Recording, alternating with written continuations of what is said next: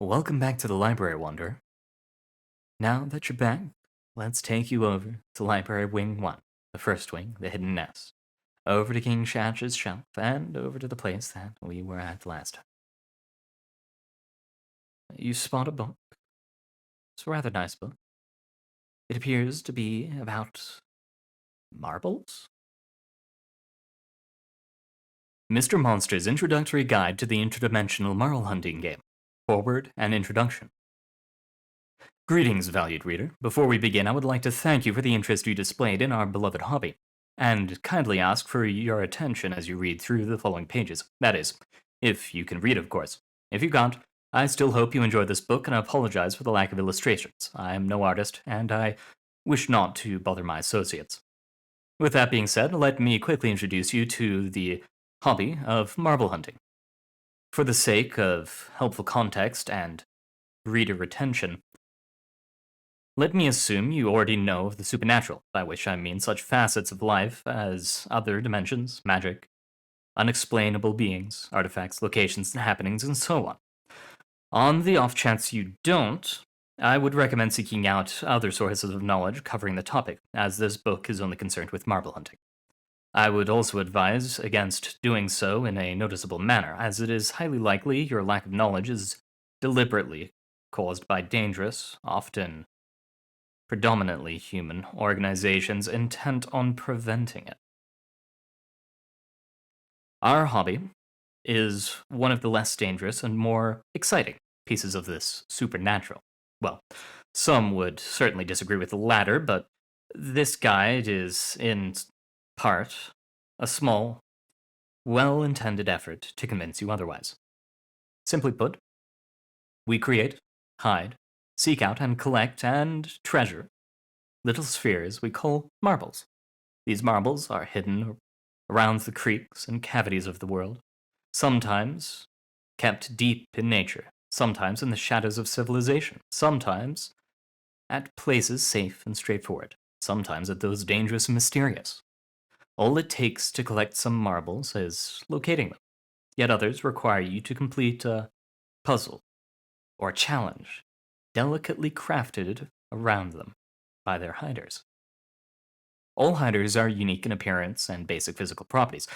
Nevertheless, should you join us in our game and not get maimed, eaten, deprived of your soul, or detained in the process, you will soon find yourself discovering locations you did not know of before, making new friends over a shared interest, and growing your collection of marbles and memories.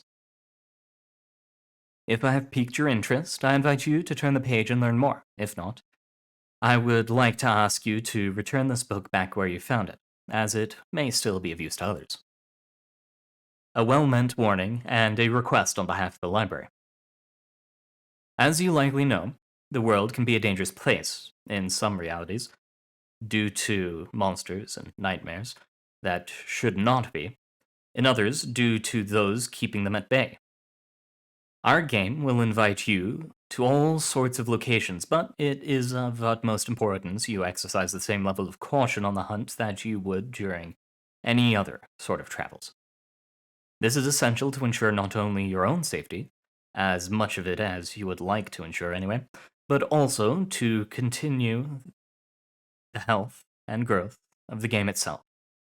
If you are unsure about a world you would like to visit or the necessary precautions you need to take, make sure to inform yourself from other sources. If you are interested, our club can also recommend good marble hunting practices and destinations, should you not forget to tell us of your specific species or traits. Speaking of our club, the library has graciously provided us with a room to use for our meetings, on the condition we will inform about and enforce its ban on marbles and the game on its premises. We find this understandable and would like to thus ask you not to hide any marbles in the library, or otherwise disrupt the experience of other patrons. On more discouraged locations, see chapter Hiding Your Own Marble. The game's known history, in short. Like with many things of such age, the full history of the game is sadly not known. From what we've been able to gather, it seems that it was invented millennia ago by a being whose name, which most of us now believe to be a Munkir of sorts, can be roughly translated as the Mother. They created the original 105 marbles and hid them through their world. It is also generally assumed they showed us, others, how to play the game, but no sources, written or otherwise, speak of them, or their original intentions in any more detail. By the time of the first verifiable records of the game available to us, it had already spread to other realities. However, it didn't truly start growing in popularity, and to be truthful, in infamous incidents, until it reached the circles of the library. The majority of current players learned of its existence here. In fact, I will not go into much detail about the incidents. Most were simple, preventable cases of players not doing their due preparations before going on a hunt. You are likely to learn of them yourself in due time as well, should you choose to pursue the hobby. Finally, in order to improve the reputation of marble hunting, I, along with several of my friends and associates, decided to create a club that would unite likely minded players and provide sufficient learning materials for newcomers, the guide you're reading right now being the first among them. It is worth stating that some of the game's players do not agree with our approach, but none so far have acted openly hostile. That being said, as long as you properly follow the community's etiquette and learn its culture, and perhaps forego mentioning your mentors before you learn of our associates' opinions of us, you will have nothing to fear. How to participate. It is my duty as a longtime player and the author of this guide to inform you that the game has no official goals, perhaps except finding joy in some or all of its facets. Some play it to meet new acquaintances, some for the joy of completing their collections. Others, that of discovering new places. There are those among us who hunt primarily through trading, although I will not state my opinions on this particular side of the hobby. Few delight solely in hiding new marbles, devising excellent hiding spots or original challenges, and building their reputation among the community. However, you will need to know how to find a marble before you delve deeper. To start, you will need a normal mechanical compass, a map, or other tool of navigation. It is not advised to use any electronic or otherwise more complex devices. Few of the younger members of the club attempted to, and according to them, the usability of these devices decreased dramatically. You will then have to draw a simple rune on a tool, a half circle with a smaller full circle inside it. If done in the vicinity of an existing marble, see chapter Meeting, Discoursing, and Trading on how to procure an easy access to one. The tool will modify itself to always show the rough location of the nearest marble. However, such tools do not assist in the locating of invisible marbles, which their creators either don't intend to be found or allude to the locations of in their own ways. Once you find any hidden marble, you can attempt to take it. Doing so will produce a single copy of it, which you can keep. Moving the original, despite not being its creator, is not impossible, but I will not explain the process of doing so in this guide, for reasons certainly obvious to all. However, it is of importance to note that succeeding in such an endeavor usually results in almost instant destruction of the marble.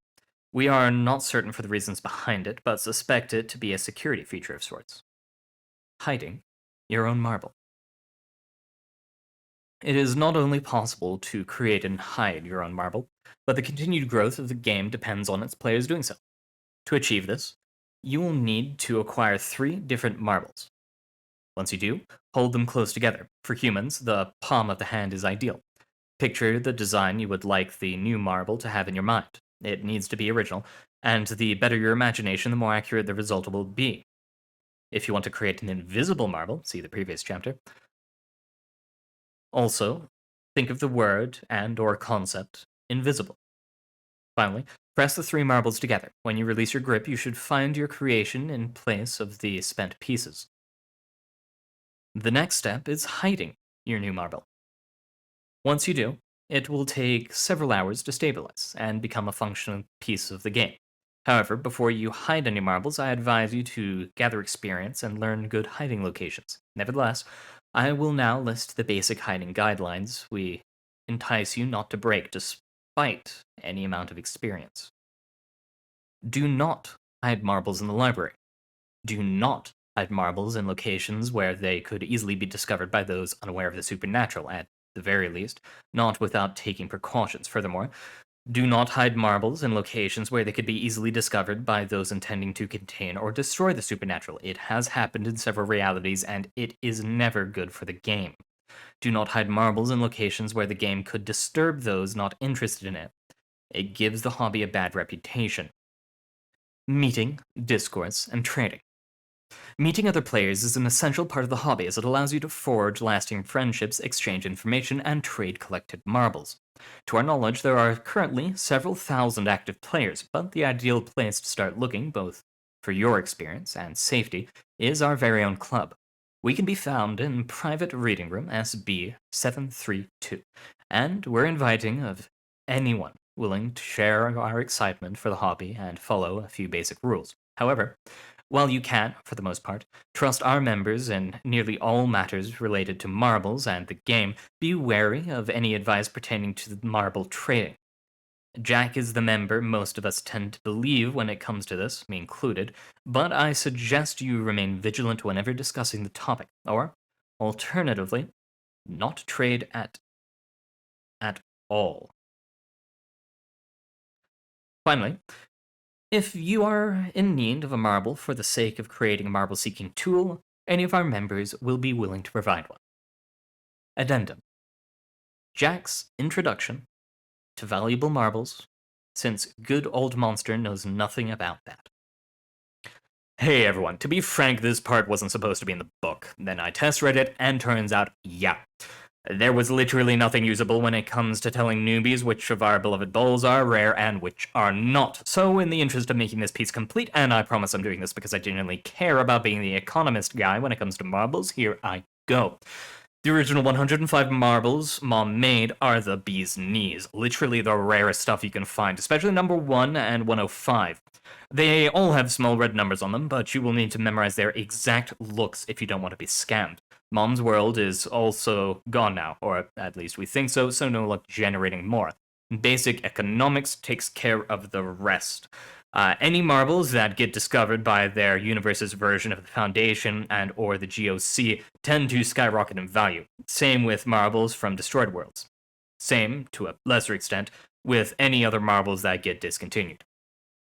If you don't know what the Foundation and or the GOC is, oh boy do we got news for you, though I probably not ask anyone outside of the club.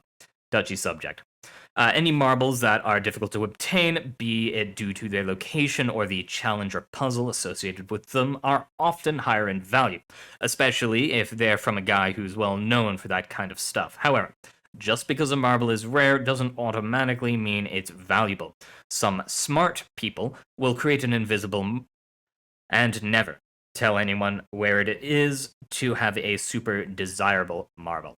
That's not how it works, not in most cases anyhow. Also, many of the sadists who go through some of these challenges consider their marbles proofs of their success and will not give them away for their dear life. I go through them to have stuff to trade, so hit me up if you happen upon anything rare and want to brag about surviving some rad stuff. Finally, my advice about one-off marbles doesn't always apply. Believe it or not, some people, popular and or artistic types, can make a small ball, claim it's art or collectible or whatever, and generate value. Then again, it's not my job to comment on that, and as long as people are willing to trade for them, they are valuable by all metrics known to me. And no, I don't have my own celebrity line, I just take donations from people happy with my advice. The value of a good reputation, baby. All donations are to be made in marbles, of course. Fun fact to end the guide on: invisibles weren't always a thing, or at least we don't think they were. I've asked Monster about it before, and yeah, they started popping up around the time of 500 to 600 active players. Make of that what you will. Just wanted to give you newbies something intriguing to look into. Well, after reading about this wonderful little marble game, you go to look for the next book. It's a rather strange one. It appears to be a memoir of someone. You pick it up and begin to read. Conversations. They were the greatest scholars in the history of the library, an entire wing dedicated to their tales, treaties, and memoirs, but that was a very long time ago. It had been years, but I had finally gained enough credit with the library to have my card upgraded to include archive access. As I stepped through the door that the librarian had created for me, I find myself in a rough, hewn tunnel, lit only by the idea that sight should be possible there. There were pigeonholes bored at random intervals into the rock, each filled with a scroll that fit it perfectly. I touched one, thinking to unroll it, but the tunnel trembled when I did. I decided then that the scrolls were best left alone. They weren't what I was looking for. With the figurative light outlining my path, I walked into the very literal darkness. My search had truly begun. I started with their early work, as most did. Even then, it was obvious that they were something special. Their words danced across the page, filling my head with stark lines and empty spaces which my own ideas rushed to fill. Many of the scholars' work was like that, minimalist, outlining the truth and allowing the reader to fill in all important blanks. Every book was a dialogue with the authors. I read their words and I spoke with them, then spoke of my own studies and experiences, or I thought I did. The chamber was brightly lit. Everything was in motion here. Gears twisted through the air, sections fading in and out of view as the teeth interlocked with something I couldn't see. Springs coiled and released with invisible weights. There were faceless beings, a bit like monkeys, swinging everywhere, holding tools, tightening bolts. Their eyeless faces didn't look up from their tasks, even as I took out my library card to show them that I could be here, as I had been told to do. The engineers didn't seem to care. They were obviously engaged in some important work and had no time to ponder my intrusion.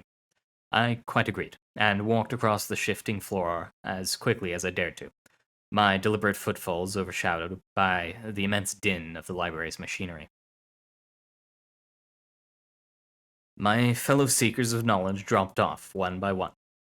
They took what they needed to know and moved on to the next source. People came and went, but not me. I had long forgotten what I had come to learn. I knew only that if they had written it, I wanted to read it. The knowledge became secondary to the writing itself. It was glorious. It captivated me, comforted me, and spoke in a voice that was far more real than my own. I answered back, and the dialogue began anew. I fell in love, not with the words on the page, but with the people behind them. I could see them in the spaces between the lines if I concentrated. Then I came to the end of the collection, and my vision disappeared. I tried rereading the books, but I found myself repeating my previous conversations. The words were exactly the same as before. They didn't live, they didn't love. They spoke, but it was a recording, a hollow echo of the true genius behind them. The scholars didn't publish books anymore, but I knew they lived in the archives. I began my search then, my search for the truth. I stood in front of the door, trembling with excitement. It had been months, but I had found the place where the scholars lived. It was not very impressive, an old circular hunk of wood plugging up a knothole in a petrified tree, but of course I told myself the scholars wouldn't care about where they lived as long as they could write. I pushed open the door, expecting to be welcomed by the people I had come to know as well as myself. There was nobody there. The room was carved out of the tree itself. I looked into the corner and saw a dusty old machine for pulping wood and pressing paper out of it. There was a pool, long dry, clearly having once been filled to the brim with some black liquid. A gnarled old tree grew out of the pool, a plum, perhaps, with bark as black as coal. A single fruit dangled from a branch, nearly completely dehydrated. My entrance had disturbed the air, and it fell to the ground, leaving a splash of ink as it cracked open. There was only one bed.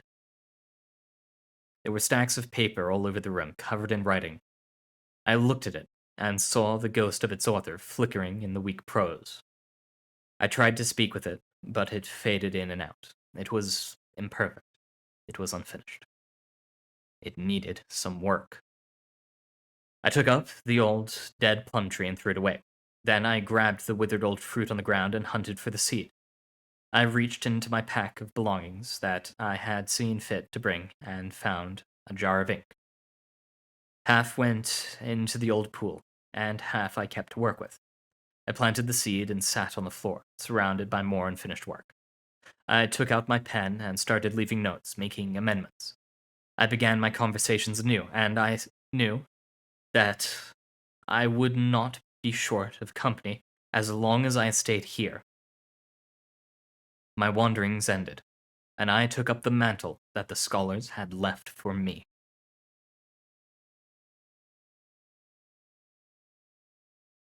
Well, now you certainly are interested in what the scholars have done, but that is the end of that paper, and you do not have access to the archives to read more. So, you head over to the next book. The book seems grander than the rest. You're not quite sure why. With the Fate of Gods. In the enormous lounge, impossibly spherical, ever expanding, many variations of the theme of head were bent over game boards. The lack of flat surfaces did not present a problem. The beings devised a ground level that suited their needs and stood on it. The inner walls were black as nothing, but they were decorated with everything. Tiny pinpricks of light, majestic swirling spirals, and intense swaths of color drifted across the black. Plenty of light to play by. Nobody but the gods knew about the Universal Lounge, and nobody was ever told about it. That would spoil the game. Near the bottom of the lounge, a group of 12 gods shuffled in through the wall, looking old and out of place. They were all huddled together as they looked around apprehensively. There was an air of defiant fear about them, as though they were afraid that the multitude would rise out of their seats and force them back out into the emptiness. They shouldn't have bothered. Almost nobody had even noticed them come in. Zeus, in front, finally managed to get his voice back. "Stop shaking," he snapped at Demeter. "We all have our pieces. We have a right to be here." The goddess of agriculture tore her eyes away from the big leather chair at the top of the lounge and looked at Zeus apologetically. "Well, sorry, it's been so long, I hardly recognize the place." Zeus had to concede her that point. It was certainly much bigger than he remembered, and there were far fewer gods than there used to be. He looked around and spotted an enormous, dusty Senate board, shoved up against the wall. The last time the Pantheon had been there, they had challenged the old Egyptians to a winner-take-all tournament. He still remembered the look on old Falcon Face's beak when he pulled the Great Alexander and got in control of the board. Now, the Senate board was dark and empty. Where it had been once, full of partying gods. Zeus looked away. The memories stung too much. The Pantheon had finally risen enough belief to buy 12 pieces. This was supposed to be a happy time. He scanned the lounge looking for familiar faces. To his surprise, there were a few. The first one he saw was Tyke, over at the poker table. She was playing against, was that Lachesis? The sex change had gone over well. It was strange to see him, without his sisters, but he was focused on the goddess in front of him. Tyke's cat's eyes gleamed the way they did when she had pulled off a successful cheat. Thanatos was wandering around collecting the used pieces as always.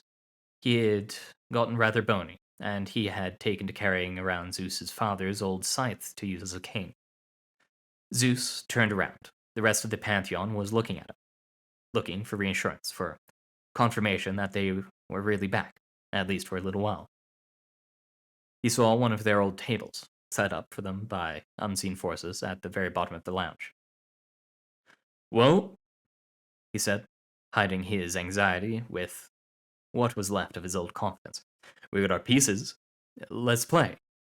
He gestured to the table and board, lit with red light by a nebula passing below it. There was a token protest from Ares, obligated to be the difficult one. Oh, Dad, not that one, he whined. Hephaestus always sends my piece directly to sacrifice, and Hermes keeps a secret stash of. Be quiet, Hera said. You should be grateful that we're even here to play. Ares settled down, still mumbling. Zeus occasionally wondered how his son could be so childish after millennia. He sat down with the others, who were beginning to observe the sacred rituals of any family game night. There were certain rules, even for gods. Could I please not be the cobbler for once? I never had the chance to be the charioteer. Would anyone like to form an alliance in exchange for an even split of the belief? No alliances after what happened to the Troy edition board. It's just that Artemis is always the. Hey, no cobbler or charioteer. Zeus took a closer look at the board. It had changed to reflect the lives of the pieces that currently believed in the Pantheon. What? Our pieces are children? Everyone has to start somewhere. I can see potential in this. Look, the square says go directly to detention. What is that? Forced imprisonment. Oh, that's fine then. I guess we should hold off on the sacrifices until we have more pieces, right? A few of the closer gods had begun to take notice of the noisy little table. Zeus waved the Pantheon into silence. Never mind. It's a game. It will do. He looked across the table at his brother. Poseidon's face was implacable as ever. He was always tough to read. Athena, at the end, looked as though she had already calculated the groaning Ares' next 50 moves and suitable countermeasures for each one. Zeus felt his sap rising, and a bit of his old strength flowed through him again. The strength of belief. They were playing again, that was what mattered. They were gods. They played competitively, but they were also careful. All of them knew that they had everything to lose. Prayer card. Give me the courage to ask Tyler out for 500 belief. Granted. Whoa. A 1,000 profit from that. Tyler must be amazing. Most gods didn't get a second chance after being booted. Some writer piece had made new legends and revived old interest. That sort of thing was dangerous. In between moves, Zeus looked to the very top of the lounge, the VIG section. He could see, sitting up at the top, the big man. Everyone called him the big man. His real name was just plain unimaginative. Nearby, yes, sitting nearby was his older brother, the one with the funny name who was famous for once gambling 6 million pieces and losing. And Zeus's eyes strained. Yes. The younger one, who hated having his picture taken or something. The word was that he still hadn't forgave the big man for an old game of Crusaders and Ladders. I'd like to purchase Luncheon A. Oh, come on, Athena. That gives you the entire corner. Maybe if you'd stop drinking Dionysus, you'd know the importance of good provisions to success. The big man didn't seem to notice Zeus. His eyes were glued to the glowing screen in front of him. Oh, yes. There was a fashion these days for single god games, just letting the pieces move about on their own and killing them, Zeus thought with disgust. But only mild disgust, in case it showed on his face. Everyone knew that the big man had made a slip-up. The piece flourished and made new legends, and now the Pantheon was back, with believers. It wasn't a good thing to try and take pieces from the big man. He kept his eyes on every one. The ones he had brought had been cheap, agnostic brand pieces, available to anyone for just a little belief. That was good. If the big man caught you stealing, he would challenge you to a game, all or not, and he never lost. Oh, turn, dear. Hera was nudging Zeus. Huh? Zeus pulled himself out of deep, horrible contemplation. It's your turn, Zeus. Zeus moved his pieces and said, Oh, yes, I will. He squinted. Buy the new Percy Jackson book for my BFF, Annie. A piece materialized in his hand. It looked rather like a young female. Every god around the table gasped, and Zeus's eyes swung like magnets at the big man. He looked puzzled. He made scrolling motions on his tablet as though he were looking for something, and then he looked down, straight at Zeus. As Zeus prepared to bolt before his ichor froze in the face of that stare, the big man's mouth twisted itself into a pleasant grin. He gave Zeus a friendly wave. Zeus gave a sickly smile and waved back. There was evil in that grin. The big man turned back to his tablet, and the Pantheon breathed out again. You got a piece, Ares whispered. Hera reached out to brush her fingertips against it, as if to convince herself that it was real. Zeus's brother recovered first. So, Poseidon said, trying to cram a bit of joviality into his voice, what are you going to do with it? Zeus said, Well, I suppose I'll just... He hesitated in the act of putting the piece on the board, and lifted it up again. No, I have a better idea.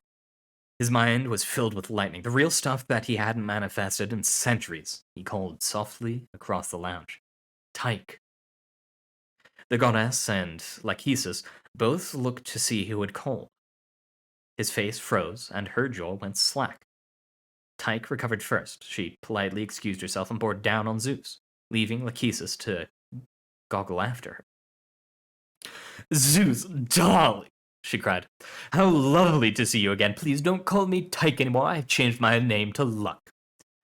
She embraced him. Zeus was very aware of Hera's eyes boring into his back, and he sought to extricate himself from the attractive woman as quickly as possible. She finally let go. Zeus managed to say, Luck? Luck put her head on one side. Oh, yes. You haven't been here for a while. A few of us, I don't know if you've seen Thanatos, Death, walking around, but a few of us have decided to take new jobs, anthropomorphic personifications. Now, Lachesis is just fate. Oh, Zeus didn't know, actually. So that means... Yep, out of the running for VIG spots, she sighed. Shame. A lot more people believe in me than old Beardo up there. Luck giggled as Zeus waited for the axe to drop. Anyway, she said, you wanted me for something? Yes, said Zeus. He pulled out a piece. I just got this. Congratulations, sweetie. Yes, and I was wondering if you'd mind just taking it to Iris. The rest of the Pantheon gasped at that. So did Luck, her feline eyes wide. Zeus, she said, any humor gone from her voice, you aren't actually saying. Yes, said Zeus, I'm bringing everyone back. A sort of wild, nervous excitement took over Luck's features. She kissed Zeus and said, Oh yes, right away, and practically skipped through the wall. Hera, having recovered from the shock of the kiss, said, Zeus, what are you? He cut her off. Just feeling a little lonely, dear. And he sat back down. Let's get back to the game while we wait. The rest of the gods sat down. He looked up and thought to himself, Game on, big man. Game on. And you're about to leave for the day when you notice something. A small little letter. It's not that long. You're sure you could read it before the end? Business letter. Hey, L, I got your letter. Yeah, I'm not too worried about the Seiko Pro. They're still digging at the old place. Psychology of the individual man. They're like cats. You run, they're gonna chase you. But if they see something else moving, that's where their eyes are. Leaving you to jet? The tail? Yeah, he's fine. He's designed for this shit, man, and it's not like he's really there or anything. They get wise, or we pull the plug and get away free and clear. Anyway, I got some new toys I come up with. Robots the size of fleas. They grab onto a guy, get carried whenever. They record what they see and hear, leave with whoever, and detach where you need them. No signal to trace because they don't broadcast. You get it all when you collect them. Figure it'll be useful for that project of yours. I know. Not your usual style, but get with the times, man. If you'd care to join me in the 22nd century, leave payment in the usual place. Ask shits if you don't remember. And please, man, let me take a look at that hat. I just know I can make it better. You could have goddamn lasers firing off your head. Think about it, V. Interesting.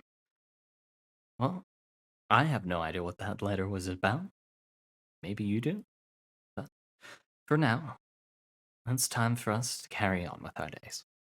I've got places to be, you've got people to see, and I'm sure that both of us will find a marble or two along the way. So, thank you very much for coming. It's been a joy reading to you all, and good luck out there, Wanderer.